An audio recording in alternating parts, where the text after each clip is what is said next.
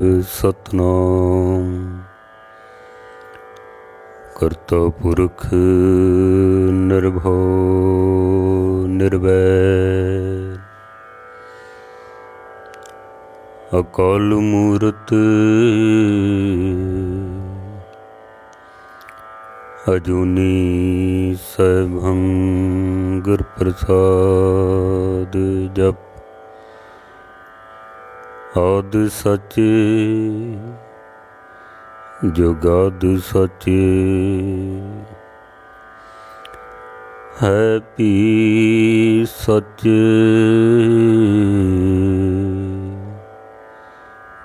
नानक होसी भी सच।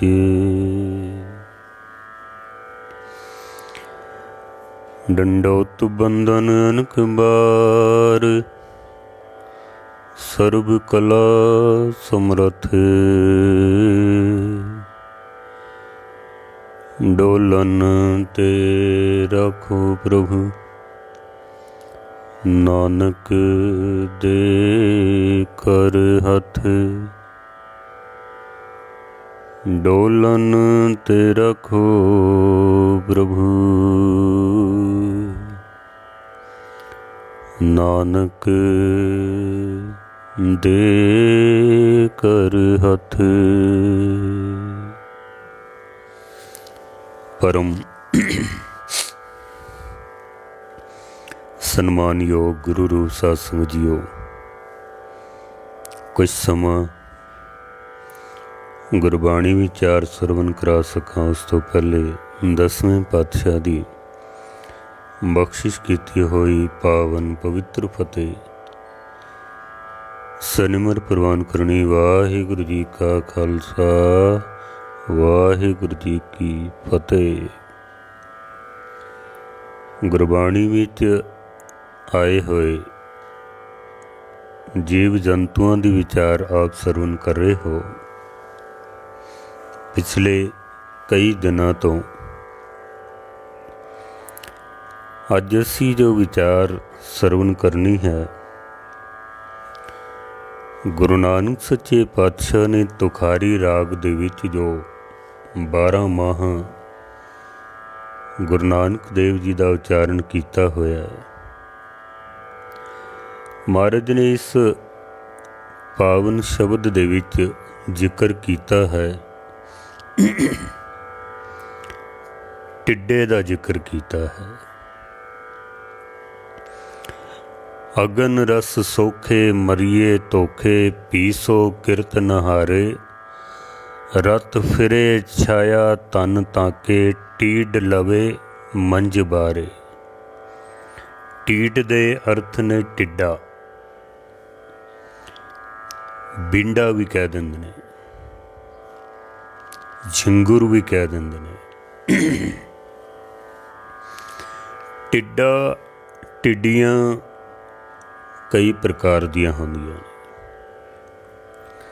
असी घरां विच भी देखते हैं कई तरह दियां टिड्डियां सानू नज़र आ जांदियां ने। कुछ गर्मी दे मौसम विच अलग, कुछ बरसातां दे मौसम विच वख वख रंगां दियां वख वख साइज़ दियां,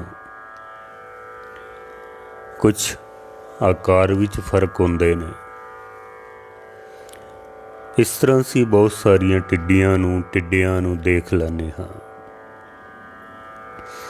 एक टिड्डा हुंदा बहुत वड्डी साइज उसकी होंदी है, हथ पैर बहुत ही पतले उसदे, तकरीबन कोई 5 या 6 इंच लंबा इतना वड्डा होंदा है। पर इन्हां दी गिणती बहुत घट होंदी है। आम असी सुनते हाँ टिड्डी दल खास करके पाकिस्तान के रस्ते तो अफगानिस्तान वालों होर देशों वालों चल के पाकिस्तान के रस्ते राजस्थान दे विचों प्रवेश करते हैं।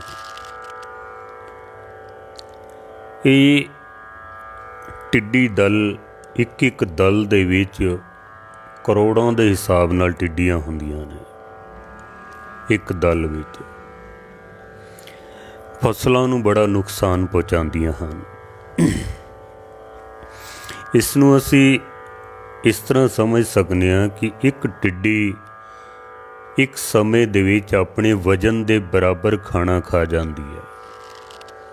ਫਸਲਾਂ ਦੇ ਪੱਤੇ ਦਾਣੇ ਖਾ ਕੇ ਇੱਕ ਸਮੇਂ ਵਿੱਚ ਆਪਣੇ ਸਰੀਰ ਦੇ ਬਰਾਬਰ ਦਾ, ਯਾਨੀ ਜਿਵੇਂ ਬੰਦੇ ਨਾਲ ਉਹਨੂੰ ਕਨਵਰਟ ਕਰੀਏ, ਬੰਦਾ ਅਗਰ 70 ਕਿਲੋ ਦਾ ਹੈ, 70 ਕਿਲੋ ਖਾਣਾ ਨਹੀਂ ਖਾ ਸਕਦਾ ਬੰਦਾ, ਪਰ ਇਹ ਟਿੱਡੀਆਂ ਆਪਣੇ ਵਜ਼ਨ ਦੇ ਬਰਾਬਰ ਖਾ ਜਾਂਦੀਆਂ ਨੇ। ਇਸ ਵਾਸਤੇ ਭਿਆਨਕ ਨੇ, ਕਿਉਂਕਿ ਇੱਕ ਇੱਕ ਟਿੱਡੀ ਦਲ ਦੇ ਵਿੱਚ ਤਕਰੀਬਨ 8 ਕਰੋੜ ਟਿੱਡੀਆਂ ਹੋ ਸਕਦੀਆਂ ਨੇ, 8 ਕਰੋੜ ਦੇ ਕਰੀਬ। ਫਿਰ ਵੀ ਆਪਸ ਵਿੱਚ ਜਦੋਂ ਇਹ ਉੱਡਦੀਆਂ ਨੇ ਟਕਰਾਉਂਦੀਆਂ ਨਹੀਂ ਹਨ, ਇਹਨਾਂ ਦਾ ਐਸਾ ਤਾਲਮੇਲ ਬਣਿਆ ਹੋਇਆ ਹੈ। ਇੱਕ ਟਿੱਡੀ ਦਲ ਜਦੋਂ ਉੱਡਦਾ ਹੋਵੇ ਨਾ, ਹਵਾ ਦਾ ਰੁਖ ਅਗਰ ਇਹਨਾਂ ਦੇ ਵਿਪਰੀਤ ਨਾ ਹੋਵੇ, ਜਿਸ ਪਾਸੇ ਉੱਡ ਰਹੀਆਂ ਨੇ ਉਸੇ ਪਾਸੇ ਦੀ ਅਗਰ ਹਵਾ ਹੋਵੇ ਤਾਂ 125 ਕਿਲੋਮੀਟਰ ਤੋਂ ਲੈ ਕੇ 150 ਕਿਲੋਮੀਟਰ ਤੱਕ ਦਾ ਸਫ਼ਰ ਇੱਕੋ ਹੀ ਉਡਾਨ ਦੇ ਵਿੱਚ ਤੈਅ ਕਰ ਲੈਂਦੀਆਂ ਨੇ। ਇੱਕ ਵਾਰੀ ਉੱਡ ਕੇ ਇਤਨੀ ਲੰਬੀ ਉਡਾਨ ਕਰ ਸਕਦੀਆਂ ਨੇ। ਪਿਛਲੇ ਸਾਲ ਦੀ ਗੱਲ ਹੈ, ਟਿੱਡੀ ਦਲ ਜਦੋਂ ਇੰਡੀਆ ਵਿੱਚ ਆਏ ਸਨ, ਰਾਜਸਥਾਨ ਦੇ ਬਾਰਡਰ ਤੋਂ ਜੋ ਪਾਕਿਸਤਾਨ ਦੇ ਨਾਲ ਲੱਗਦਾ ਹੈ, ਇੱਧਰ ਬਾੜਮੇਰ, ਜੈਸਲਮੇਰ, ਬੀਕਾਨੇਰ, ਉਸ ਇਲਾਕੇ ਤੋਂ ਲੈ ਕੇ ਤੇ ਉੱਪਰਲੇ ਇਲਾਕੇ ਨੇਪਾਲ ਤੱਕ ਟਿੱਡੀਆਂ ਪਹੁੰਚ ਗਈਆਂ ਸਨ, ਇਤਨੀ ਦੂਰ ਤੱਕ। ਔਰ ਜਿੱਥੇ ਵੀ ਇਹ ਬੈਠੀਆਂ ਨੇ ਨਾ, ਫਸਲ ਤਬਾਹ ਕਰਕੇ ਰੱਖ ਦਿੰਦੀਆਂ ਨੇ, ਇਤਨੀ ਭਾਰੀ ਗਿਣਤੀ। ਇਹਨਾਂ ਦੀ ਉਮਰ ਵੀ ਕੋਈ 4 ਤੋਂ 5 ਮਹੀਨਿਆਂ ਦੀ ਹੁੰਦੀ ਹੈ। ਇੱਕ ਟਿੱਡੀ ਇੱਕ ਸਮੇਂ ਦੇ ਵਿੱਚ ਤਕਰੀਬਨ ਕੋਈ 150 ਅੰਡੇ ਦੇ ਦਿੰਦੀ ਹੈ, ਤਾਂ ਇਹਨਾਂ ਦੀ ਗਿਣਤੀ ਫਿਰ ਬੜੀ ਵੱਧਦੀ ਵੀ ਜਲਦੀ ਹੈ। ਫਿਰ ਬਹੁਤ ਜਲਦੀ ਇਹ ਆਪਣੇ ਗਰੁੱਪ ਨੂੰ ਬਹੁਤ ਵੱਡਾ ਰੂਪ ਦੇ ਦਿੰਦੀਆਂ ਹਨ। ਹਰ ਸਾਲ ਲੱਖਾਂ ਕਰੋੜਾਂ ਰੁਪਈਆ ਇਹਨਾਂ ਟਿੱਡੀਆਂ ਨੂੰ ਮਾਰਨ ਦੇ ਉੱਤੇ ਖਰਚ ਕੀਤਾ ਜਾਂਦਾ ਹੈ। ਹਰ ਸਾਲ ਇਤਨਾ ਖਰਚਾ ਕਰਨ ਤੋਂ ਬਾਅਦ ਵੀ ਲੱਖਾਂ ਕਰੋੜਾਂ ਦਾ ਨੁਕਸਾਨ ਕਿਸਾਨਾਂ ਦਾ, ਫਸਲਾਂ ਦਾ ਹੋ ਜਾਂਦਾ ਹੈ, ਕਿਉਂਕਿ ਇੱਕਦਮ ਤਾਂ ਮਾਰ ਨਹੀਂ ਸਕਦੇ, ਮਾਰਦਿਆਂ ਵੀ ਨੁਕਸਾਨ ਹੋ ਜਾਂਦਾ ਹੈ ਬਹੁਤ। ਔਰ ਇਹ ਖਾਸ ਕਰਕੇ ਗਰਮ ਦੇਸ਼ਾਂ ਦੇ ਵਿੱਚੋਂ ਆਉਂਦੀਆਂ ਨੇ। ਕੁਛ ਦੇਸ਼ਾਂ ਦੇ ਵਿੱਚ ਤਾਂ ਇਸ ਟਿੱਡੀ ਨੂੰ ਖਾਧਾ ਵੀ ਜਾਂਦਾ ਵੇ, ਖਾਂਦੇ ਵੀ ਨੇ ਉਹਨੂੰ ਲੋਕ, ਖਾਣਾ ਬਣਾ ਕੇ ਇਹਨੂੰ ਤਲ ਕੇ ਫਰਾਈ ਕਰਕੇ ਖਾਂਦੇ ਵੀ ਹਨ ਇਸ ਨੂੰ। ਗੁਰੂ ਨਾਨਕ ਸੱਚੇ ਪਾਤਸ਼ਾਹ ਨੇ ਜਿਸ ਟਿੱਡੇ ਦਾ ਜ਼ਿਕਰ ਕੀਤਾ ਨਾ, ਇਹ ਅੱਕ ਟਿੱਡਾ ਹੈ, ਅੱਕ ਦੇ ਦਰਖਤ ਦੇ ਉੱਤੇ ਬਹਿਣ ਵਾਲਾ। ਹਰੇ ਰੰਗ ਦਾ ਇਹ ਟਿੱਡਾ ਹੁੰਦਾ, ਤਕਰੀਬਨ ਕੋਈ ਉਂਗਲੀ ਦੇ ਬਰਾਬਰ 3 ਜਾਂ 4 ਇੰਚ, 3 ਇੰਚ ਲੰਬਾ ਹੁੰਦਾ ਹੈ। ਅੱਕ ਦੇ ਬੂਟੇ ਨੂੰ ਖਾ ਕੇ ਤੇ ਆਪਣਾ ਗੁਜ਼ਾਰਾ ਕਰਦਾ ਹੈ। ਅੱਕ ਦੇ ਬੂਟੇ ਨੂੰ ਭਾਈ ਸਾਹਿਬ, ਭਾਈ ਗੁਰਦਾਸ ਜੀ ਨੇ ਵੀ ਆਪਣੀ ਬਾਣੀ ਦੇ ਵਿੱਚ ਟਿੱਡੇ ਦਾ ਜ਼ਿਕਰ ਕੀਤਾ ਹੈ। ਭਾਈ ਗੁਰਦਾਸ ਜੀ, ਭਾਈ ਸਾਹਿਬ ਕਹਿੰਦੇ ਨੇ ਕਿ ਜੇ ਖੁੱਥੀ ਬਿੰਡਾ ਬਹੇ ਕਿਉਂ ਹੋਏ ਬਜਾਜ, ਜੇ ਖੁੱਥੀ ਬਿੰਡਾ ਬਹੇ ਕਿਉਂ ਹੋਏ ਬਜਾਜ, ਕੁੱਤੇ ਦੇ ਗਲ ਵਾਸਣੀ ਨਾ ਸਰਾਫੀ ਸਾਜ। ਭਾਈ ਸਾਹਿਬ, ਭਾਈ ਗੁਰਦਾਸ ਜੀ ਕਹਿੰਦੇ ਨੇ ਕਿ ਅਗਰ ਕੋਈ ਟਿੱਡਾ ਕੱਪੜੇ ਦੇ ਥਾਨ ਦੇ ਉੱਤੇ ਬਹਿ ਜਾਵੇ, ਉਹ ਕੋਈ ਬਜਾਜ ਤਾਂ ਨਹੀਂ ਨਾ ਬਣ ਜਾਂਦਾ। ਉਹ ਬਜਾਜੀ ਕਹਿੰਦੇ ਨੇ ਕੱਪੜੇ ਦਾ ਵਪਾਰ ਕਰਨ ਵਾਲੇ ਨੂੰ।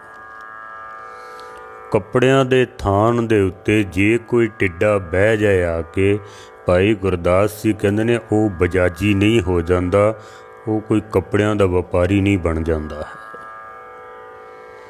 ਕੁੱਤੇ ਦੇ ਗਲ ਵਾਸਣੀ। ਵਾਸਣੀ ਕਹਿੰਦੇ ਨੇ ਇੱਕ ਛੋਟੀ ਗੁੱਥੀ ਨੂੰ ਜਿਹਦੇ ਵਿੱਚ ਧਨ ਰੱਖਿਆ ਜਾਂਦਾ ਹੋਵੇ। ਪੁਰਾਣੇ ਜ਼ਮਾਨੇ ਦੇ ਵਿੱਚ ਕੋਈ ਪਰਸ ਨਹੀਂ ਸਨ ਹੁੰਦੇ, ਬੈਗ ਨਹੀਂ ਸਨ ਹੁੰਦੇ।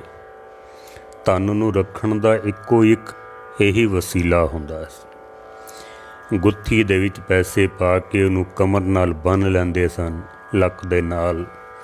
ਸਫ਼ਰਾਂ ਦੇ ਵਿੱਚ ਜਾਂ ਘਰਾਂ ਵਿੱਚ ਅਸੀਂ ਦੇਖਿਆ ਬਜ਼ੁਰਗ ਮਾਤਾਵਾਂ ਨੂੰ ਆਪਣੇ ਕੋਲ ਛੋਟੀ ਗੁੱਥੀ ਰੱਖਦੇ ਸਨ, ਉਹਦੇ ਵਿੱਚ ਹੀ ਸਾਰੇ ਪੈਸੇ। ਉਹਨੂੰ ਕਹਿੰਦੇ ਨੇ ਵਾਸਣੀ। ਭਾਈ ਗੁਰਦਾਸ ਜੀ ਕਹਿੰਦੇ ਨੇ ਕਿ ਕੁੱਤੇ ਦੇ ਗਲ ਵਾਸਣੀ ਨਾ ਸਰਾਫੀ ਸਾਜ। ਜੇ ਕਿਧਰੇ ਕੁੱਤੇ ਦੇ ਗਲ ਦੇ ਵਿੱਚ ਵਾਸਣੀ ਬੰਨ੍ਹ ਦਿੱਤੀ ਜਾਵੇ, ਪੈਸਿਆਂ ਦੀ ਗੁੱਥੀ ਬੰਨ੍ਹ ਦਿੱਤੀ ਜਾਏ, ਭਾਈ ਗੁਰਦਾਸ ਜੀ ਕਹਿੰਦੇ ਨੇ ਉਹ ਕੁੱਤਾ ਕੋਈ ਸਰਾਫ ਤਾਂ ਨਹੀਂ ਨਾ ਬਣ ਜਾਂਦਾ, ਉਹ ਸੁਨਿਆਰਾ ਤਾਂ ਨਹੀਂ ਨਾ ਬਣ ਜਾਂਦਾ, ਸੋਨੇ ਚਾਂਦੀ ਦਾ ਵਪਾਰ ਕਰਨ ਵਾਲਾ ਤਾਂ ਨਹੀਂ ਨਾ ਬਣ ਜਾਂਦਾ। ਜੇ ਕਿਧਰੇ ਉਹਦੇ ਗਲ ਦੇ ਵਿੱਚ ਬੰਨ੍ਹ ਵੀ ਦਿੱਤੀ ਜਾਵੇ, ਜੇ ਕੋਈ ਟਿੱਡਾ ਕੱਪੜਿਆਂ ਦੇ ਥਾਨ 'ਤੇ ਬਹਿ ਵੀ ਜਾਏ, ਉਹ ਕੋਈ ਕੱਪੜੇ ਦਾ ਵਪਾਰੀ ਤਾਂ ਨਹੀਂ ਨਾ ਬਣ ਜਾਂਦਾ। ਭਾਈ ਸਾਹਿਬ ਨੇ ਦ੍ਰਿਸ਼ਟਾਂਤ ਦਿੱਤੇ ਹਨ। ਕੋਈ ਹੁਣ ਚਿੱਟਾ ਚੋਲਾ ਪਾ ਲਵੇ, ਚਿੱਟੀ ਦਸਤਾਰ ਬੰਨ ਲਵੇ, 2-4 ਮਾਲਾ ਹੱਥ ਵਿੱਚ ਪਕੜ ਲਵੇ, 2-4 ਚੇਲੇ ਚਾਟੜੇ ਰੱਖ ਲਵੇ ਆਪਣੇ ਕੋਲ, ਬਹੁਤੀ ਜ਼ਮੀਨ ਬਣਾ ਲਵੇ, ਡੇਰਾ ਬਣਾ ਲਵੇ, ਗੁਰੂ ਗ੍ਰੰਥ ਸਾਹਿਬ ਮਹਾਰਾਜ ਦਾ ਪ੍ਰਕਾਸ਼ ਕਰ ਲਵੇ, ਲੋਕਾਂ ਕੋਲੋਂ ਮੱਥੇ ਟਿਕਾਣ ਲੱਗ ਪਵੇ, ਆਪਣੀ ਪੂਜਾ ਕਰਾਉਣ ਲੱਗ ਪਵੇ, ਉਹ ਕੋਈ ਸੰਤ ਤਾਂ ਨਹੀਂ ਨਾ ਬਣ ਜਾਂਦਾ। ਉਹ ਸੰਤ ਤਾਂ ਨਹੀਂ ਨਾ ਬਣੇਗਾ। ਜੇ ਕੋਈ ਕਿਸੇ ਚਲਾਕੀ ਦੇ ਨਾਲ ਕਿਸੇ ਗੁਰਦੁਆਰੇ ਦਾ ਪ੍ਰਧਾਨ ਹੀ ਬਣ ਕੇ ਬਹਿ ਜਾਵੇ, ਕਿਉਂਕਿ ਅੱਜ ਕੱਲ੍ਹ ਤੇ ਸਭ ਚਲਾਕੀਆਂ ਨਾਲ ਹੀ ਹੁੰਦਾ ਹੈ। ਜੇ ਬਹਿ ਹੀ ਜਾਏ ਕੁਰਸੀ ਦੇ ਉੱਤੇ, ਗੁਰਦੁਆਰੇ ਦੇ ਪ੍ਰਧਾਨ ਦੀ ਕੁਰਸੀ ਦੇ ਉੱਤੇ ਬਹਿ ਹੀ ਜਾਵੇ, ਤਾਂ ਉਹ ਕੋਈ ਗੁਰਮੁਖ ਤਾਂ ਨਹੀਂ ਨਾ ਬਣ ਜਾਂਦਾ, ਕੋਈ ਭਗਤ ਤਾਂ ਨਹੀਂ ਨਾ ਬਣ ਜਾਂਦਾ, ਕੋਈ ਸੱਚਾ ਗੁਰੂ ਕਾ ਸੇਵਾਦਾਰ ਤਾਂ ਨਹੀਂ ਨਾ ਬਣ ਜਾਂਦਾ, ਉਹ ਕੋਈ ਗੁਰੂ ਕਾ ਸਿੱਖ ਤਾਂ ਨਹੀਂ ਨਾ ਬਣ ਜਾਂਦਾ। ਜੇ ਕੋਈ ਬਣ ਹੀ ਜਾਏ, ਮੰਨ ਲਓ ਕੁਰਸੀ ਦੇ ਉੱਤੇ ਬਹਿ ਹੀ ਗਿਆ ਕੋਈ, ਉਹ ਕੋਈ ਸਿੱਖ ਤਾਂ ਨਹੀਂ ਨਾ ਬਣ ਜਾਂਦਾ ਗੁਰੂ ਦਾ। ਇਸੇ ਤਰ੍ਹਾਂ ਹੀ ਸਾਡੇ ਦੇਸ਼ ਦੇ ਕਈ ਚੁਣਾਵ ਜਿੱਤ ਕੇ ਨੇਤਾ ਬਣ ਵੀ ਜਾਂਦੇ ਨੇ ਵੀ ਅਸੀਂ ਸੇਵਾ ਕਰਨੀ ਹੈ, ਪਰ ਉਹ ਸੇਵਾਦਾਰ ਬਣ ਤੇ ਨਹੀਂ ਨਾ ਜਾਂਦੇ ਹਨ, ਲੁੱਟ ਕੇ ਹੀ ਖਾਂਦੇ ਨੇ ਸਾਰੇ। ਤੁਸੀਂ ਦੇਖ ਸਕਦੇ ਹੋ ਅੱਜ ਜੋ ਦੇਸ਼ ਦੇ ਹਾਲਾਤ ਸਾਡੇ ਬਣੇ ਪਏ ਹਨ, ਜਿਹੜੇ ਹਾਲ ਬਣੇ ਹੋਏ ਨੇ, ਲੁੱਟ ਕੇ ਹੀ ਖਾ ਗਏ ਨਾ। ਭਾਈ ਸਾਹਿਬ ਭਾਈ ਗੁਰਦਾਸ ਜੀ ਨੇ ਦ੍ਰਿਸ਼ਟਾਂਤ ਦਿੱਤੇ ਹਨ। ਜੇ ਕੋਈ ਟਿੱਡਾ ਕੱਪੜਿਆਂ ਦੇ ਥਾਨ 'ਤੇ ਬਹਿ ਜਾਵੇ, ਉਹ ਕੋਈ ਬਜਾਜੀ ਨਹੀਂ ਬਣ ਜਾਂਦਾ ਹੈ। ਜੇ ਕੁੱਤੇ ਦੇ ਗਲ ਦੇ ਵਿੱਚ ਵਾਸਣੀ ਬੰਨ੍ਹ ਵੀ ਦਿੱਤੀ ਜਾਵੇ, ਧਨ ਦੀ ਗੁੱਥੀ ਬੰਨ੍ਹ ਵੀ ਦਿੱਤੀ ਜਾਵੇ, ਉਹ ਕੁੱਤਾ ਕੋਈ ਸੋਨੇ ਦਾ ਵਪਾਰੀ ਨਹੀਂ ਬਣ ਜਾਂਦਾ ਹੈ। ਭਾਈ ਗੁਰਦਾਸ ਜੀ 2 ਪੰਕਤੀਆਂ ਹੋਰ ਮਿਲਦੀਆਂ ਨੇ ਭਾਈ ਗੁਰਦਾਸ ਜੀ ਦੀਆਂ। ਭਾਈ ਸਾਹਿਬ ਭਾਈ ਗੁਰਦਾਸ ਜੀ ਕਹਿੰਦੇ ਨੇ ਖੱਖੜੀਆਂ ਵਿੱਚ ਬੁੱਢੀਆਂ ਫਟ-ਫਟ ਛੁੱਟ-ਛੁੱਟ ਉੱਡਣ ਹੋਈ।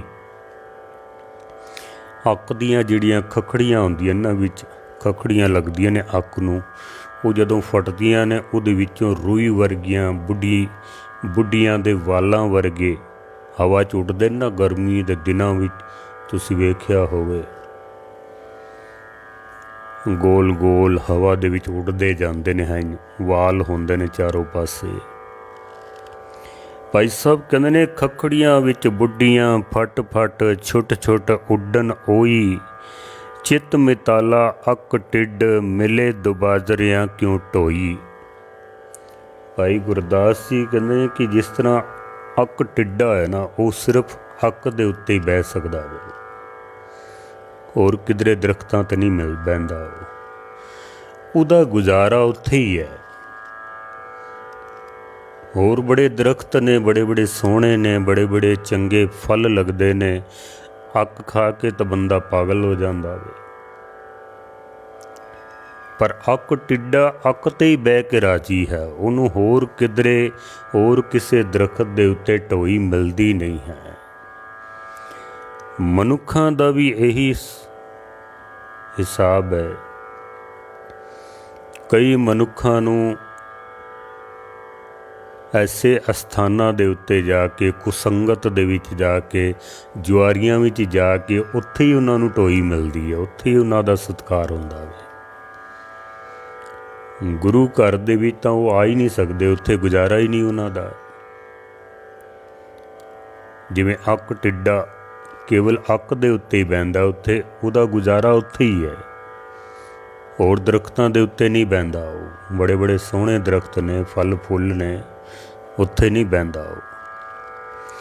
इसी तरह ही कई मनुख भी जिन्हां दा कुसंगत दे विच ही गुजारा है, गुरु दी संगत विच बह के वो राजी नहीं हुंदे हैं। भाई साहब भाई गुरदास जी दे दो पंक्तियां उन्हां दी बाणी दे विच मिलदियां हन। गुरु नानक सच्चे पातशाह ने 12 माह जो उचारण किया है तुखारी राग दे विच, सतगुरु जी इस पावन राग दे विच बख्शिश करते हैं कि आषाढ़ भला सूरज गगन तपे, धरती दुख सहे सोखे अगन पखे। तुखारी महला पहला 12 माह की बाणी है।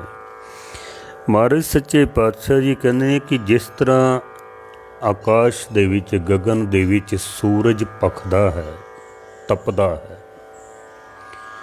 उहदे तपण दे नाल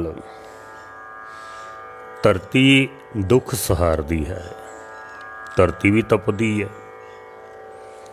धरती की जिहड़ी नमी है वो सुक जाती है, सरोवरां दे विच पानी घट जाता है, नदियाँ सुक जांदियां हन, खूह दे विच पानी घट जाता है, धरती की नमी खत्म हो जाती है, धरतियाँ कई स्थानां तो पाट जांदियां हन, दरारां पै जांदियां ने विच।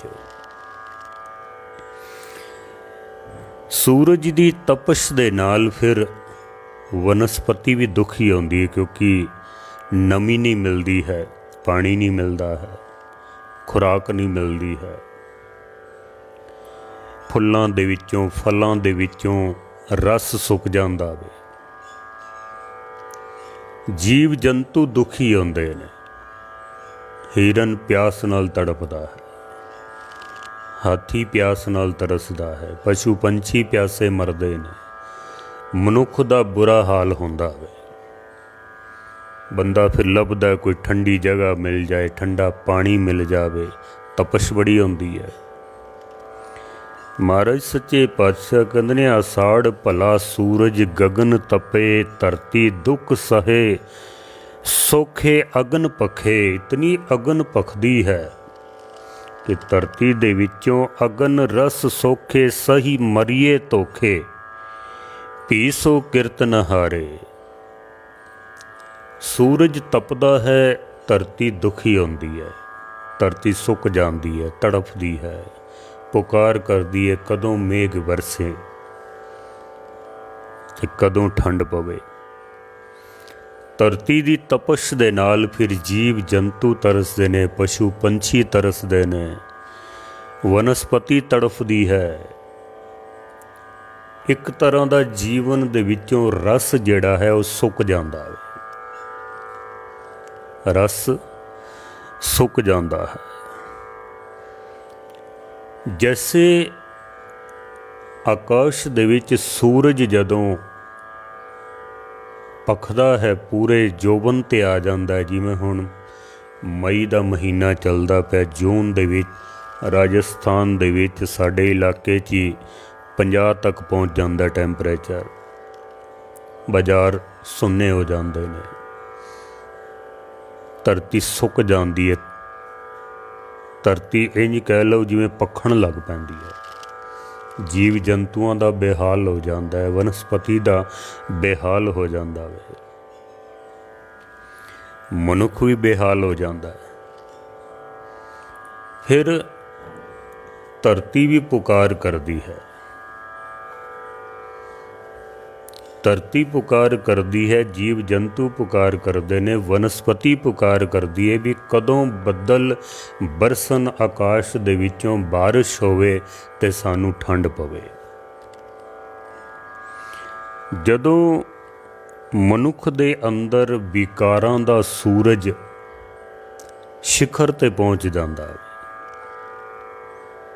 ਪਾਪਾਂ ਦਾ ਸੂਰਜ ਜਦੋਂ ਸ਼ਿਖਰ ਤੇ ਪਹੁੰਚ ਜਾਂਦਾ ਹੈ, ਫਿਰ ਬੰਦੇ ਦੀ ਹਿਰਦੇ ਰੂਪ ਧਰਤੀ ਜਿਹੜੀ ਹੈ ਉਹ ਤੜਫ ਉੱਠਦੀ ਹੈ, ਸੁੱਕ ਜਾਂਦੀ ਹੈ। ਜੀਵਨ ਦੇ ਵਿੱਚੋਂ ਰਸ ਸੁੱਕ ਜਾਂਦਾ ਹੈ, ਸੁੱਖ ਸੁੱਕ ਜਾਂਦਾ ਹੈ। ਫਿਰ ਇਹ ਜੀਵ ਆਤਮਾ ਤੜਫਦੀ ਹੈ, ਫਿਰ ਇਹ ਪੁਕਾਰ ਕਰਦੀ ਹੈ, ਬਰਸੋ ਮੇਘ ਜੀ ਤਿਲ ਬਿਲਮ ਨਾ ਲਾਵੋ। ਇਹ ਪਰਮਾਤਮਾ ਹੁਣ ਤੂੰ ਬਰਸ, ਜਦੋਂ ਤੂੰ ਵਸੇਂਗਾ ਆਕਾਸ਼ ਵਿੱਚੋਂ ਤਾਂ ਫਿਰ ਮੇਰੀ ਬੰਦ ਖਲਾਸੀ ਹੋਣੀ ਹੈ, ਤਾਂ ਫਿਰ ਮੇਰੇ ਹਿਰਦੇ ਨੂੰ ਠੰਡ ਪੈਣੀ ਹੈ। ਵੈਸੇ ਬਾਹਰ ਦੀ ਤਪਸ਼ ਜਦੋਂ ਵੱਧਦੀ ਹੈ, ਸੂਰਜ ਜਦੋਂ ਤਪਦਾ ਹੋਵੇ, ਬੰਦਾ ਕਈ ਤਰ੍ਹਾਂ ਦੇ ਫਿਰ ਇਲਾਜ ਲੱਭਦਾ ਹੈ ਉਹਨਾਂ ਦੇ। ਹੁਣ ਗਰਮੀ ਦੇ ਦਿਨ ਨੇ ਨਾ, ਕਿਸੇ ਨੇ ਏਸੀ ਲਾ ਲਏ ਨੇ, ਆਪਣੇ ਘਰ ਨੂੰ ਠੰਡਾ ਕਰ ਲਿਆ, ਕਿਸੇ ਨੇ ਕੂਲਰ ਚਲਾ ਲਏ ਹਨ, ਉਹਨਾਂ ਨੇ ਆਪਣੇ ਘਰ ਨੂੰ ਠੰਡਾ ਕਰ ਲਿਆ ਹੈ। ਫਰਿੱਜ ਰੱਖੇ ਨੇ, ਠੰਡੀਆਂ ਚੀਜ਼ਾਂ ਖਾ ਲੈਂਦੇ ਨੇ, ਠੰਡਾ ਪਾਣੀ ਪੀ ਲੈਂਦੇ ਹਨ। ਪੁਰਾਣੇ ਸਮੇਂ ਦੇ ਵਿੱਚ ਲੋਕੀ ਦਰਖਤਾਂ ਥੱਲੇ ਜਾ ਕੇ ਬਹਿੰਦੇ ਸਨ, ਪਿੰਡਾਂ ਦੇ ਵਿੱਚ ਖੂਹ 'ਤੇ ਚਲੇ ਜਾਣਾ, ਨਹਾ ਲੈਣਾ 2-2 3-3 ਵਾਰੀ। ਅਸੀਂ ਜਦੋਂ ਕੰਮ ਕਰਦੇ ਸਨ, ਦਾਸ ਦੀ ਆਪਣੀ ਵੀ ਦੁਕਾਨ ਸੀ, ਬਰਤਨ ਬਣਾਉਣ ਦਾ ਕੰਮ ਕਰਨਾ, ਸਾਰਾ ਦਿਨ ਭੱਠੀ ਦੇ ਅੱਗੇ ਬਹਿਣਾ, ਧੁੱਪ ਦੇ ਵਿੱਚ ਬਹਿਣਾ, ਗਰਮੀ ਅੱਤ ਦੀ, 3-3 ਵਾਰੀ ਇਸ਼ਨਾਨ ਕਰ ਲੈਂਦੇ ਸਨ ਸਾਰਾ ਦਿਨ, ਸਰੀਰ ਨੂੰ ਠੰਡਾ ਰੱਖਣਾ। ਪੁਰਾਣੇ ਲੋਕ ਦਰਖਤਾਂ ਥੱਲੇ ਜਾ ਕੇ ਬਹਿ ਜਾਂਦੇ ਸਨ, ਨਹੀਂ ਤਾਂ ਫਿਰ ਚੰਦਨ ਦਾ ਲੇਪ ਕਰ ਲੈਂਦੇ ਸਨ ਆਪਣੇ ਸਰੀਰ ਦੇ ਉੱਤੇ, ਕਈ ਮੁਲਤਾਨੀ ਮਿੱਟੀ ਦਾ ਲੇਪ ਕਰ ਲੈਂਦੇ ਸਨ, ਸਰੀਰ ਨੂੰ ਠੰਡ ਪਹੁੰਚੇ, ਕਿਸੇ ਵੀ ਤਰੀਕੇ ਸਰੀਰ ਨੂੰ ਠੰਡ ਪਹੁੰਚਾਉਣੀ ਹੈ। ਨਹੀਂ ਹੈ ਤਾਂ ਕਈ ਲੋਕੀ ਫਿਰ ਠੰਡਿਆਂ ਇਲਾਕਿਆਂ ਦੇ ਵਿੱਚ ਚਲੇ ਜਾਂਦੇ ਸਨ, ਪਰਿਵਾਰ ਸਮੇਤ ਆਪਣਾ ਬੋਰੀ ਬਿਸਤਰਾ ਬੰਨ੍ਹ ਕੇ ਠੰਡੇ ਇਲਾਕੇ ਵਿੱਚ ਚਲੇ ਜਾਣਾ। ਅੱਜ ਵੀ ਕਈ ਐਸੇ ਹਨ ਅਮੀਰ ਲੋਕ ਚਲੇ ਜਾਂਦੇ ਨੇ ਕਸ਼ਮੀਰ ਦੇ ਇਲਾਕੇ ਵਿੱਚ, ਹੋਰ ਠੰਡੇ ਮੁਲਕਾਂ ਦੇ ਵਿੱਚ। ਕਿਉਂ ਚਲੇ ਜਾਂਦੇ ਨੇ? ਵੀ ਕਿਧਰੇ ਠੰਡ ਪਹੁੰਚ ਜਾਵੇ, ਸਰੀਰ ਨੂੰ ਠੰਡ ਮਿਲੇ। ਬਾਹਰ ਦੇ ਸੂਰਜ ਕੋਲੋਂ ਬਚਣ ਵਾਸਤੇ ਤੇ ਬੰਦੇ ਨੇ 100 ਤਰੀਕੇ ਈਜਾਦ ਕਰ ਲਏ ਹਨ, 100 ਤਰੀਕੇ। ਵਧੀਆ ਮਕਾਨ ਬਣ ਗਏ ਨੇ। ਜੈਪੁਰ ਦੇ ਵਿੱਚ ਮੈਂ ਇੱਕ ਸਿੱਖ ਦੇ ਹੋਟਲ ਆਪਣਾ ਦਿਖਾਇਆ ਸੀ, ਕਹਿੰਦੇ ਗਿਆਨੀ ਜੀ ਇਹ ਹੋਟਲ ਇਸ ਤਰੀਕੇ ਦੇ ਨਾਲ ਬਣਾਇਆ ਗਿਆ, ਬਾਹਰ ਭਾਵੇਂ ਜਿਤਨੀ ਮਰਜ਼ੀ ਗਰਮੀ ਪਵੇ, ਠੰਡ ਪਵੇ, ਬਰਸਾਤ ਹੋਵੇ, ਇਸ ਹੋਟਲ ਦਾ ਅੰਦਰ ਦਾ ਟੈਂਪਰੇਚਰ ਇੱਕੋ ਜਿਹਾ ਰਹੇਗਾ, ਅੰਦਰ ਕੋਈ ਅਸਰ ਨਹੀਂ ਪੈਣਾ, ਔਰ ਉਹ ਵੀ ਬਿਨਾਂ 에ਅਰ ਕੰਡੀਸ਼ਨ ਤੋਂ। ਐਸੇ ਤਰੀਕੇ ਨਾਲ ਉਸ ਨੂੰ ਬਣਾਇਆ ਗਿਆ। ਬਾਹਰ ਦੀ ਗਰਮੀ ਤੋਂ ਬਚਣ ਵਾਸਤੇ ਤੇ ਬੰਦੇ ਕੋਲ 100 ਤਰੀਕੇ ਨੇ, ਲੇਕਿਨ ਪਾਪਾਂ ਦੀ ਗਰਮੀ ਤੋਂ ਬਚਣ ਵਾਸਤੇ ਬੰਦੇ ਕੋਲ ਹੋਰ ਕੋਈ ਤਰੀਕਾ ਨਹੀਂ ਹੈ, ਇੱਕੋ ਹੀ ਤਰੀਕਾ ਹੈ ਬਸ, ਹੋਰ ਕੋਈ ਤਰੀਕਾ ਨਹੀਂ ਹੈ। ਤਾਂ ਹੀ ਤੇ ਮਹਾਰਾਜ ਸੱਚੇ ਪਾਤਸ਼ਾਹ ਜੀ ਕਹਿੰਦੇ ਨੇ, ਆਸਾੜ ਤਪੰਦਾ ਤਿਸ ਲੱਗੇ ਹਰ ਨਾਹੋ ਨ ਜਿੰਨਾ ਬਾਸ। ਆਸਾੜ ਦੇ ਮਹੀਨੇ ਵਿੱਚ ਗਰਮੀ ਉਹਨੂੰ ਸਤਾਉਂਦੀ ਹੈ, ਉਸ ਨੂੰ ਤਪਸ਼ ਲੱਗਦੀ ਹੈ ਜਿਹਦੇ ਕੋਲ ਪਰਮੇਸ਼ਰ ਦਾ ਨਾਮ ਨਹੀਂ ਹੈ, ਕਿਉਂਕਿ ਇੱਕੋ ਪਰਮੇਸ਼ਰ ਦਾ ਹੀ ਨਾਮ ਹੈ ਜੋ ਆਤਮਿਕ ਠੰਡ ਦੇ ਸਕਦਾ ਹੈ, ਅੰਦਰੂਨੀ ਠੰਡ ਦੇ ਸਕਦਾ ਹੈ। ਜਿਹਦੇ ਕੋਲ ਪਰਮੇਸ਼ਰ ਦਾ ਨਾਮ ਨਹੀਂ ਹੈ तो महाराज सच्चे पातशाह जी गुरु अर्जन देव जी महाराज कहते ने चंदन चंद न सरद रुत मूल न मिटई काम शीतल थीवे नानका जपंदड़ो हरि नाम। चंदन चंद न सरद रुत, चंदन शरीर दे उत्ते मल लैंदे सन। अज भी मंदिरां दे विच जो चंदन दा तिलक लांदे ना मत्थे दे उत्ते, उहदा मकसद इक्को ही हुंदा भी मस्तक ठंडा रवे, दिमाग विच गर्मी ना पहुँचे, होर कुछ नहीं है, होर कुछ नहीं होंदा उहदे नाल। कई सारे शरीर ते मल लैंदे सन भी ठंड पहुँचे किसी तरीके नाल, चंदन ठंडा हुंदा वे। चंदन चंद, चंद भी ठंडा मनिया गया। सूरज गर्म है लेकिन चंद ठंडा है। चंद दी चाननी ठंड पहुँचाती है। महाराज कहते ने इहदे नाल भी हिरदे नूं ठंड नहीं पहुँच सकती है। सरद रुत, सर्दी दी रुत होवे, ठंड होवे, बर्फ पैंदी पई होवे। मूल न मिटई काम, फिर भी अंदर जिहड़ी तपस है, जो अंदर हिरदा सड़दा पिया, जो आत्मा तड़फदी पई है, महाराज कहते ने अंदर फिर भी ठंड नहीं पहुँच सकती है तेरे। और ऐसा देखण दे विच आया कि जिथे बर्फां पैंदियां ने 12 ही महीने बर्फ पैंदी है, उत्थों दे लोग भी अंदरों ते तड़फे ही पए ने, सड़े ही पए ने। उत्थों दे भी अंदरों हिरदा ते सड़दा ही पिया वे, भावें बाहर बर्फ पैंदी पई है। कई लोग घरों दे विच एयर कंडीशन बना के बिल्कुल 16 टैंपरेचर अंदर दा कर लैंदे ने, 16 डिग्री ठंड दा, बिल्कुल ठंडा, लेकिन हिरदा फिर भी तड़फदा पिया हुंदा है। मखमली गद्दियां दे उत्ते लेटे होए ने, पेट दे विच अन्न भरिया होया, तिजोरियां दे विच धन भरिया होया वे। पदार्थां दी कोई कमी नहीं है बिल्कुल भी, किसी भी तरीके नाल। दुनियावी सारे सुख ने, लेकिन आत्मक शांति नहीं है। अंदर ठंड कोई नहीं है, अंदरों ते तड़फदा पिया वे, सड़दा पिया हिरदा, कुरलांदा पिया वे। सतगुरु कहंदे ने चंदन चंद न सरद रुत मूल न मिटई काम। जेड़ा अंदर काम है, जो तपश है, वो नहीं मिट सकती है।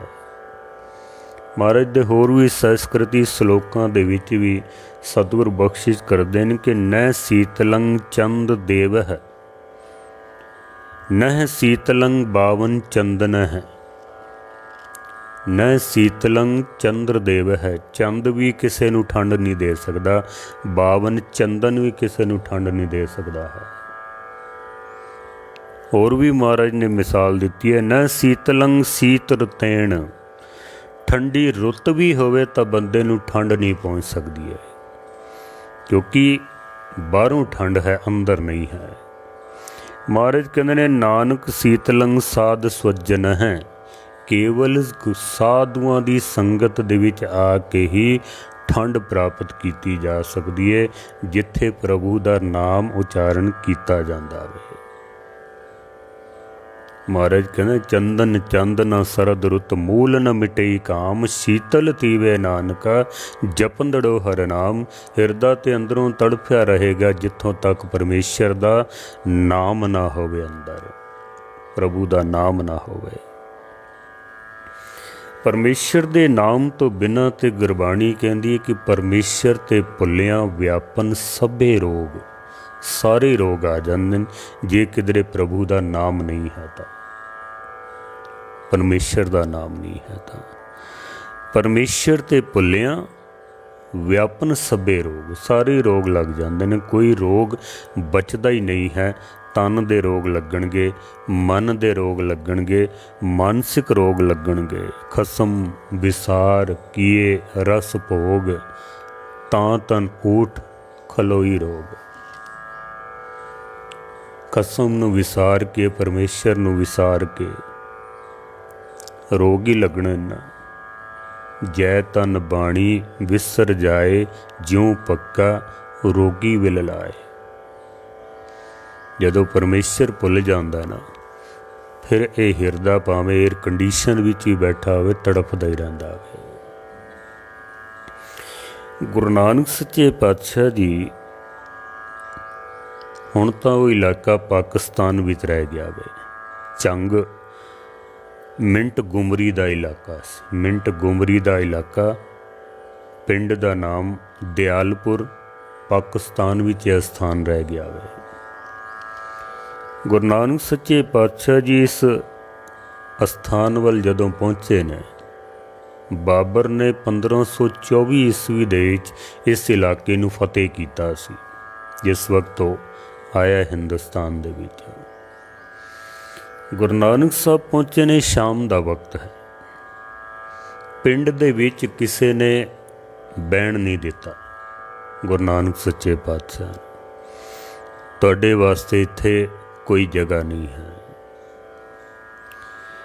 ਮਹਾਰਾਜ ਸੱਚੇ ਪਾਤਸ਼ਾਹ ਜੀ, ਗੁਰੂ ਨਾਨਕ ਸਾਹਿਬ ਕੋਈ ਪੱਥਰ ਮਾਰਦਾ ਹੈ, ਕੋਈ ਪਿੰਡ ਵਿੱਚ ਬਹਿਣ ਨਹੀਂ ਦਿੰਦਾ, ਕੋਈ ਬੋਲ ਕਬੋਲ ਬੋਲਦਾ ਹੈ, ਪਰ ਗੁਰੂ ਨਾਨਕ ਸੱਚੇ ਪਾਤਸ਼ਾਹ ਜੀ ਦੀ ਰਸਨਾ ਤੋਂ ਕਦੀ ਵੀ ਕਿਸੇ ਵਾਸਤੇ ਕੋਈ ਕੌੜਾ ਬੋਲ ਨਹੀਂ ਨਿਕਲਿਆ ਹੈ।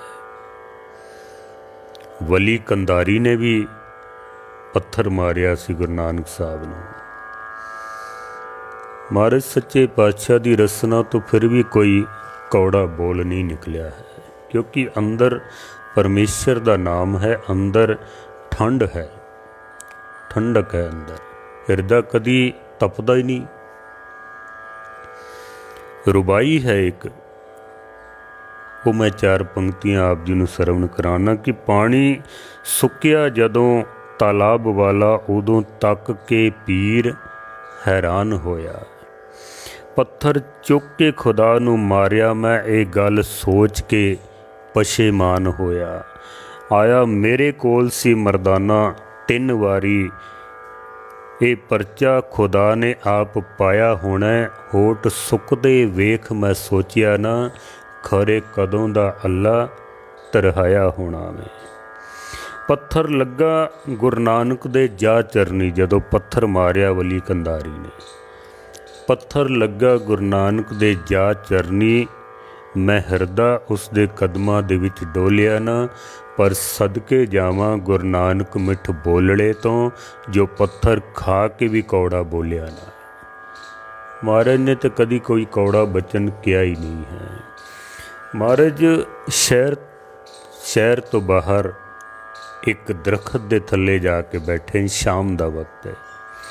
ਮਰਦਾਨੇ ਨੂੰ ਆਖਿਆ, ਮਰਦਾਨਿਆਂ ਰਬਾਬ ਵਜਾ। ਮਰਦਾਨੇ ਨੇ ਰਬਾਬ ਵਜਾਈ। ਮਹਾਰਾਜ ਨੇ ਸ਼ਬਦ ਪੜ੍ਹਿਆ ਹੈ।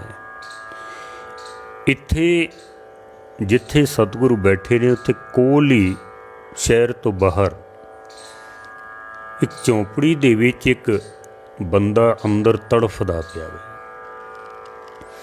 ਜਿਹਦਾ ਨਾਮ ਨੂਰਾ ਕੋਹੜੀ ਰੱਖਿਆ ਹੋਇਆ। ਕਦੀ ਇਹ ਨੂਰਾ ਸੇਠ ਹੁੰਦਾ ਸੀ, ਧਨ ਬੜਾ ਸੀ ਇਹਦੇ ਕੋਲ, ਸੁੱਖ ਬੜੇ ਸਨ, ਲੋਕੀ ਆ ਕੇ ਇਹਦੇ ਕੋਲ ਬੈਠਦੇ ਸਨ। ਪਰ ਧਨ ਦੇ ਨਾਲ ਇਸਨੇ ਵਿਕਾਰਾਂ ਨੂੰ ਇਕੱਠਾ ਕੀਤਾ। ਵਿਕਾਰਾਂ ਨੇ ਸਰੀਰ ਨੂੰ ਰੋਗੀ ਕਰ ਦਿੱਤਾ। ਤੇ ਹੁਣ ਪਿੰਡ ਵਾਲੇ ਕੋਈ ਕੋਲ ਬਹਿਣਾ ਤੇ ਦੂਰ ਦੀ ਗੱਲ ਹੈ, ਕਿਸੇ ਨੇ ਪਿੰਡ ਦੇ ਵਿੱਚ ਰਹਿਣ ਵੀ ਨਹੀਂ ਦਿੱਤਾ, ਇਸ ਨੂੰ ਬਾਹਰ ਕੱਢ ਦਿੱਤਾ ਵੇ, ਕਿਉਂਕਿ ਹੁਣ ਮਤਲਬ ਨਿਕਲ ਗਿਆ ਵੇ। ਪਹਿਲੇ ਕੋਲ ਬੈਠਦੇ ਸਨ, ਕੋਈ ਖਵਾਉਂਦਾ ਪਿਆਂਦਾ ਸੀ, ਕੁਛ ਆਪਣਾ ਮਤਲਬ ਪੂਰਾ ਹੋ ਜਾਂਦਾ ਸੀ, ਕੁਛ ਉਸ ਦਾ ਮਤਲਬ ਪੂਰਾ ਹੋ ਜਾਂਦਾ ਸੀ। ਜਦੋਂ ਮਤਲਬ ਨਿਕਲ ਜਾਂਦਾ ਨਾ, ਫਿਰ ਕੋਈ ਨਹੀਂ ਪੁੱਛਦਾ ਹੈ। ਫਿਰ मतलब के बिना किसी को कौन पूछता है यहाँ, मतलब के बिना किसी को कौन पूछता है यहाँ, बगैर रूह के घर वाले भी नहीं रखते हैं।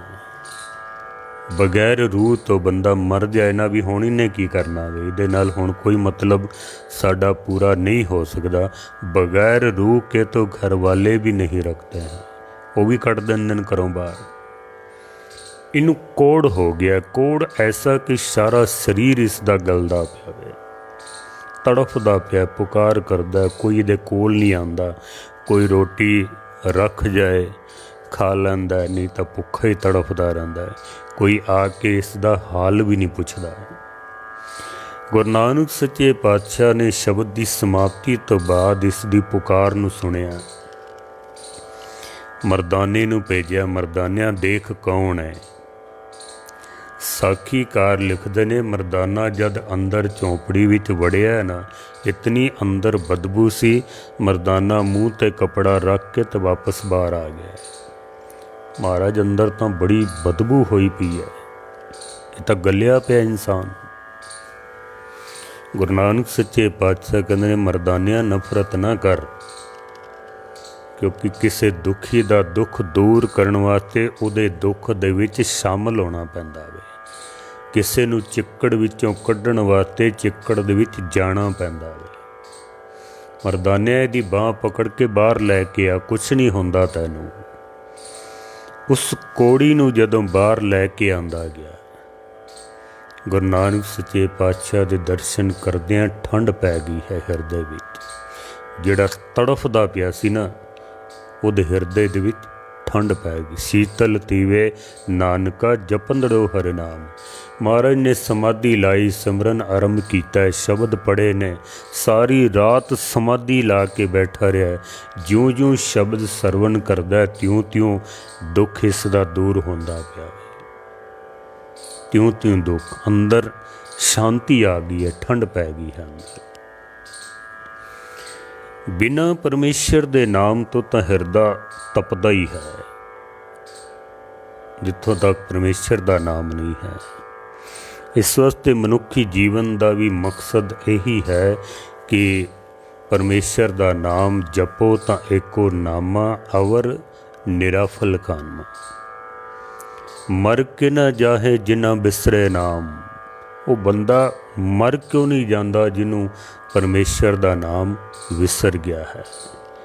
अज दुनिया देखो तड़फदी पई है, दुखी है। दुखों का मूल कारण भी यही है कि साडे कोल परमेश्वर दा नाम नहीं है।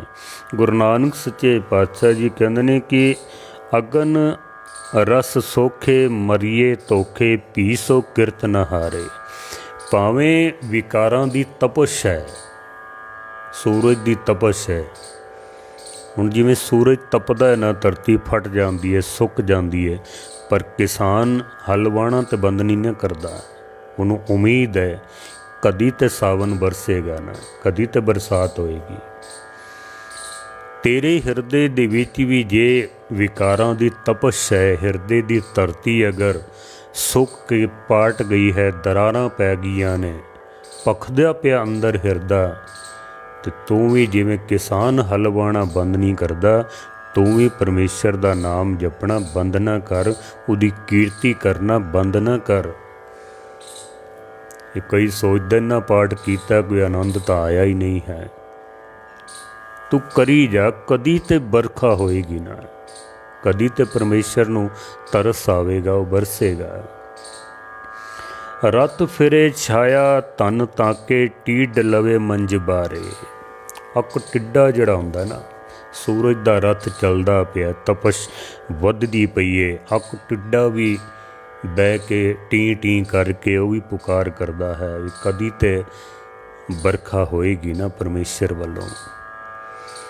दूसरे शब्द दे विच महाराज ने होर भी जिक्र किया है, अंधा किसनो बुक सुनावे, खसमे मूल न पावे। अक स्यों प्रीत करे अक टिड्डा, अक डाली बह खावे। खसमे पावे ओई चंगा, जे करे खुदाए खुदाए। महाराज सच्चे पातशाह जी बख्शिश करते हैं कि अक टिड्डे दी अक दे नाल ही प्रीत है। वो टिड्डा अक दे उत्ते ही जाके बहंदा, ओदी उस नाल ही प्रीत है। अक डाली बह खाए, उससे नहीं खांदा है, उससे दे उत्ते बहंदा है, उससे दे विच ही मस्त रहिंदा है। पर महाराज कहते हैं कि खसमे पावे ओह चंगा, जे करे खुदाए खुदाए। जिस तरह अक टिड्डा अक दे दरखत ते बह के टी टी करदा है, उससे नाल ही प्रीत करदा वे और वो अक नूं प्यारा लगदा है। ਖਸਮੇ ਭਾਵੇ ਉਹ ਚੰਗਾ ਜੇ ਕਰੇ ਖੁਦਾਏ ਖੁਦਾਏ। ਰੱਬ ਨੂੰ ਵੀ ਉਹੀ ਚੰਗੇ ਲੱਗਦੇ ਹਨ ਜੋ ਇੱਕ ਪਰਮੇਸ਼ਰ ਦਾ ਓਟ ਆਸਰਾ ਲੈ ਕੇ ਉਹਦੀ ਸ਼ਰਨ ਦੇ ਵਿੱਚ ਰਹਿ ਕੇ ਤੇ ਪਰਮੇਸ਼ਰ ਦੇ ਨਾਮ ਦਾ ਸਿਮਰਨ ਕਰਦੇ ਹਨ। ਉਹੀ ਪਰਮਾਤਮਾ ਨੂੰ ਚੰਗੇ ਲੱਗਦੇ ਹਨ, ਬਸ ਹੋਰ ਕੋਈ ਨਹੀਂ। ਕਿਉਂਕਿ ਇੱਕ ਪਰਮੇਸ਼ਰ ਦਾ ਨਾਮ ਹੀ ਹੈ ਜੋ ਤਪਦੇ ਹੋਏ ਹਿਰਦਿਆਂ ਨੂੰ ਠੰਡ ਦੇ ਸਕਦਾ ਹੈ। ਜਦੋਂ ਪਰਮੇਸ਼ਰ ਦਾ ਨਾਮ ਮਿਲ ਜਾਂਦਾ ਨਾ, ਫਿਰ ਤਾਂ ਉਬਲਦੀਆਂ ਦੇਗਾਂ ਦੇ ਵਿੱਚ ਵੀ ਠੰਡ ਪਾ ਕੇ ਬੈਠੇ ਹੁੰਦੇ ਨੇ। ਫਿਰ ਤਾਂ ਭਾਵੇਂ ਤੱਤੀ ਤਵੀ 'ਤੇ ਬਿਠਾ ਕੇ ਸਾੜ ਦਿੱਤਾ ਜਾਵੇ, ਫਿਰ ਵੀ ਤੇਰਾ ਕੀਆ ਮਿੱਠਾ ਲਾਗੇ, ਹਰ ਨਾਮ ਪਦਾਰਥ ਨਾਨਕ ਮੰਗੇ। ਜੋ ਹਰ ਕਾ ਪਿਆਰਾ ਸੋ ਸਭਨਾ ਕਾ ਪਿਆਰਾ, ਹੋਰ ਕੀਤੀ ਚੱਕ ਚੱਕ ਆਵੇ ਜਾਏ। ਤੇ ਜਿਹੜੇ ਨਾਮ ਜਪਦੇ ਹਨ ਉਹ ਰੱਬ ਦੇ ਪਿਆਰੇ ਹੋ ਜਾਂਦੇ ਨੇ। ਜਿਹੜੇ ਰੱਬ ਦੇ ਪਿਆਰੇ ਹੋ ਜਾਂਦੇ ਨੇ ਉਹ ਸਭ ਦੇ ਪਿਆਰੇ ਹੋ ਜਾਂਦੇ ਨੇ। ਬਾਕੀ ਤਾਂ ਸਭ ਚੱਖ ਕੇ ਮਰਦੇ ਨੇ, ਜੰਮਦੇ ਨੇ, ਮਰਦੇ ਨੇ, ਜੰਮਦੇ ਨੇ, ਬਸ ਹੋਈ। ਭਗਤ ਤੇਰੇ ਮਨ ਭਾਉਂਦੇ ਦਰ ਸੋਹਨ ਕੀਰਤ ਗਾਉਂਦੇ, ਨਾਨਕ ਕਰਮਾਂ ਬਾਹਰੇ ਦਰ ਢੋ ਨ ਲੈਣੀ ਤਾਉਂਦੇ। ਜਿਹੜੇ ਪਰਮੇਸ਼ਰ ਦੇ ਗੁਣ ਗਾਉਂਦੇ ਹਨ, ਗੁਣ ਗਾਵਤ, ਉਹਦੇ ਗੁਣ ਗਾਉਂਦਿਆਂ ਹੋਇਆਂ ਜਿਤਨੇ ਅੰਦਰ ਅਵਗੁਣ ਹੁੰਦੇ ਹਨ ਉਹ ਸਾਰੇ ਗਲ ਜਾਂਦੇ ਹਨ। ਪਰਮੇਸ਼ਰ ਦੇ ਗੁਣ ਅੰਦਰ ਪੈਦਾ ਹੋ ਜਾਂਦੇ ਨੇ। ਉਹ ਫਿਰ ਪਰਮੇਸ਼ਰ ਨੂੰ ਪਿਆਰੇ ਲੱਗਦੇ ਹਨ। ਪਰਮੇਸ਼ਰ ਦੇ ਦਰ 'ਤੇ ਉਹਨਾਂ ਨੂੰ ਢੋਈ ਮਿਲ ਜਾਂਦੀ ਹੈ। ਫਿਰ ਮਹਾਰਾਜ ਸੱਚੇ ਪਾਤਸ਼ਾਹ ਜੀ ਇਸ ਪਾਵਨ ਸ਼ਬਦ ਦੇ ਵਿੱਚ ਜਿਸ ਤਰ੍ਹਾਂ ਅੱਕ ਟਿੱਡਾ ਅੱਕ 'ਤੇ ਹੀ ਬਹਿੰਦਾ ਨਾ, ਮਨੁੱਖ ਨੂੰ ਵੀ ਇੱਕ ਪਰਮੇਸ਼ਰ ਦਾ ਹੀ ਓਟ ਆਸਰਾ ਰੱਖਣਾ ਚਾਹੀਦਾ ਹੈ, ਤੱਕਣਾ ਚਾਹੀਦਾ ਹੈ। ਖਸਮੇ ਪਾਵੇ ਉਹ ਚੰਗਾ ਜੇ ਕਰੇ ਖੁਦਾਏ ਖੁਦਾਏ। ਰੱਬ ਦਾ ਨਾਮ ਜਪੀਏ, ਸਿਮਰਨ ਕਰੀਏ। ਸਿਮਰੋ ਸਿਮਰ ਸਿਮਰ ਸੁਖ ਪਾਵੋ, ਕਲ ਕਲੇਸ਼ ਤਨ ਮਾਹੀ ਮਿਟਾਵੋ। ਮਹਾਰਾਜ ਸੱਚੇ ਪਾਤਸ਼ਾਹ ਜੀ ਕਿਰਪਾ ਕਰਨ। ਜੋ ਖੁਦਾ ਕੋ ਮੇਰੇ ਕਬੂਲ ਹੋ, ਕਾਸ਼ ਮੇਰੇ ਵੀ ਵਹੀ ਉਸੂਲ ਹੋ। ਜਿਹੜੇ ਰੱਬ ਨੂੰ ਚੰਗੇ ਲੱਗਦੇ ਹਨ ਨਾ, ਉਹੀ ਗੁਣ ਸਾਡੇ ਵਿੱਚ ਆ ਜਾਣ। ਅਰਦਾਸ ਕਰੀਏ। ਭੁੱਲਾਂ ਚੁੱਕਾਂ ਦੀ क्षमा। ਸਾਰਿਆਂ ਦਾ ਧੰਨਵਾਦ। ਸਤਿਗੁਰੂ ਮਿਹਰ ਕਰਨ। ਆਪ ਕਥਾ ਵਿਚਾਰਾ ਰੋਜ਼ 5:15 ਤੋਂ 6 ਵਜੇ ਤੱਕ ਸਰਵਨ ਕਰਦੇ ਹੋ। ਕਥਾ ਸਾਗਰ ਫੇਸਬੁੱਕ ਪੇਜ 'ਤੇ ਆਪ ਫੋਲੋ ਕਰੋ, ਲਾਈਕ ਕਰੋ, ਸ਼ੇਅਰ ਕਰ ਦਿਆ ਕਰੋ।